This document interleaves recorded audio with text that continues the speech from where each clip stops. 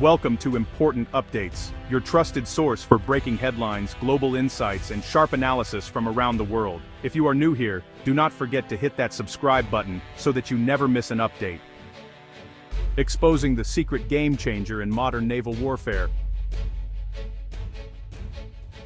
In the dead of night, a new kind of warfare is unfolding, not with massive battleships, but with something smaller, quieter, and just as deadly. Imagine a shadow gliding across the water, barely a ripple in its wake, a secret weapon born from necessity, changing everything we know about fighting at sea.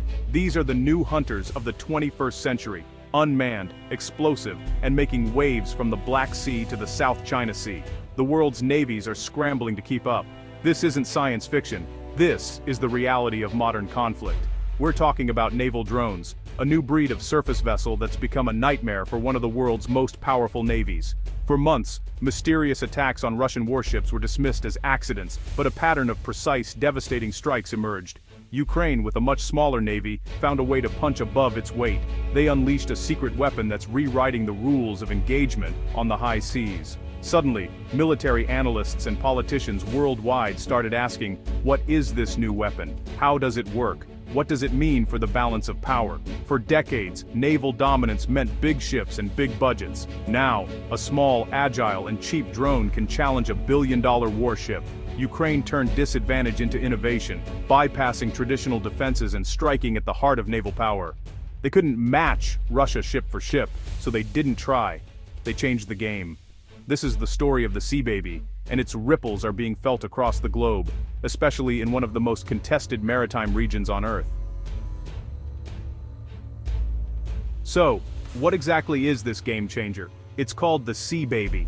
The name sounds innocent, but its purpose is anything but. The Sea Baby is a USV, unmanned surface vessel, a remote-controlled speedboat packed with explosives. It rides low in the water, nearly invisible especially at night or in rough seas. Piloted remotely, sometimes from hundreds of miles away, it's a kamikaze drone for the sea. Ukraine's SBU revealed this weapon to the world, using it to strike the Kerch Strait Bridge, naval bases, and even major Russian warships. These weren't lucky shots, they were carefully planned missions, often with multiple drones overwhelming defenses. The technology is a clever mix of off-the-shelf parts and military innovation, using secure, long-range communications, likely via satellites like Starlink. Powered by a jet ski engine, it's fast, agile, and cheap compared to its targets. This is asymmetric warfare at its finest.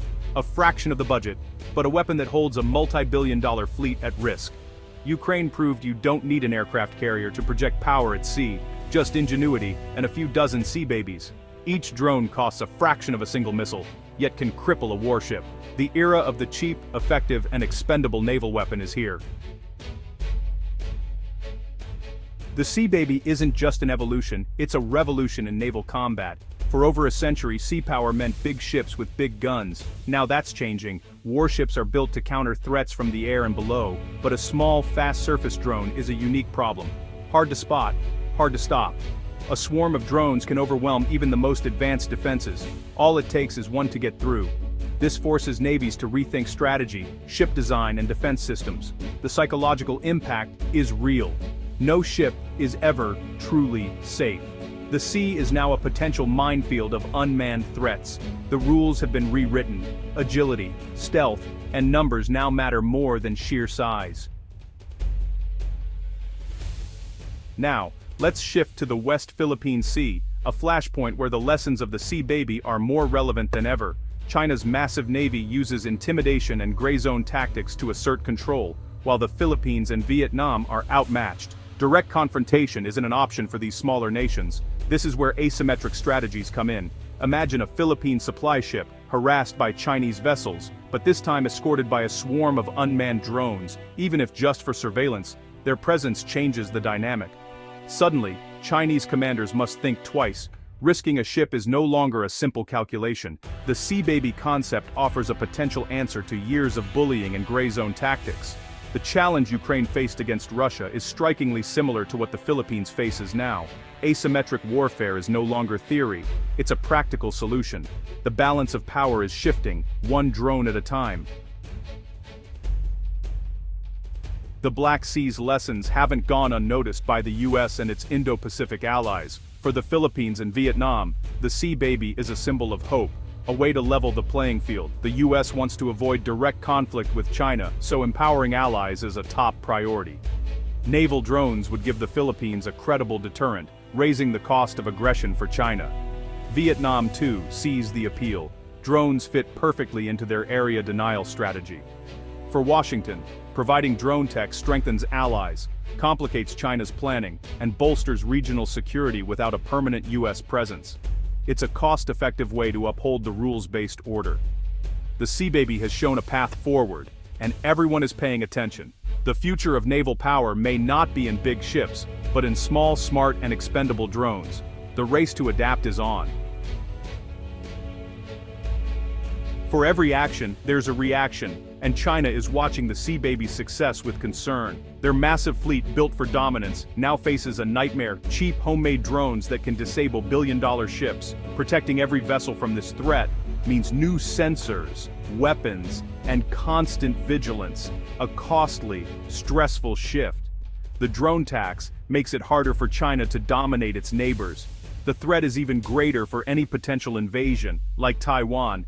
Imagine a strait filled with thousands of drones. The Sea Baby has already shown what a handful can do. A swarm could devastate an invasion fleet. For Beijing, this isn't just a headache, it's a fundamental challenge to their military ambitions. The age of the drone swarm has arrived. The clash between warships and drones is the latest chapter in the age-old battle of offense versus defense. For centuries, navies answered power with more power, bigger guns, thicker armor. The drone breaks this pattern. It's an asymmetric threat. A destroyer is a marvel, expensive, complex, and crewed by hundreds. Losing one is a national disaster. The Sea Baby, by contrast, is cheap, unmanned, and expendable. You can build thousands for the price of one destroyer. Its only weapon is its explosive charge and speed. The goal isn't for every drone to survive, just one needs to get through. This flips the cost-benefit analysis of naval warfare.